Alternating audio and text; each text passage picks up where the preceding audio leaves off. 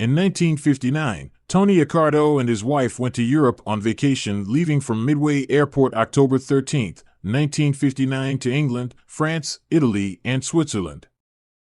With them was Chicago Police Lieutenant Anthony DeGrazio of the Damien Avenue Station and his wife. DeGrazio later said he was acting as Accardo's bodyguard on the 39-day holiday and Accardo aid for the entire trip plus expenses. They were found out by European reporters and dogged everywhere they went by an army of reporters. When the trip ended, DeGrazio was fired for violating police department rules which forbade fraternizing with persons who have a criminal record or background. It was later learned that DeGrazio had gone along on Accardo's 1934 honeymoon as bodyguard as well. DeGrazio had been with the department since 1922 but was fired by the Civil Service Board on August 22, 1924 for accepting a bribe. He was reinstated in January of 1925 and promoted to sergeant in 1959.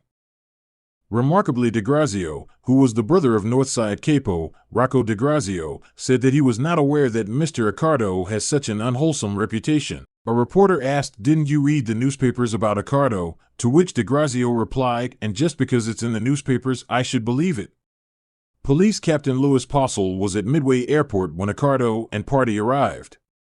Postle had known DeGrazio for decades and upon seeing him shook his hand, and as he walked off Postle said good luck because he knew what awaited DeGrazio at police headquarters.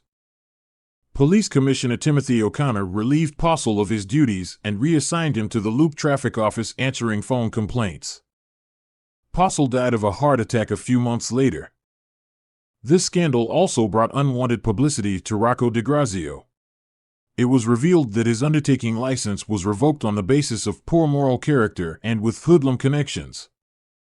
He had been running an undertaking business at 3425 Chicago Avenue while secretly working for the city as a safety lane inspector. He was suspended after accepting bribes to let faulty autos drive through without penalty.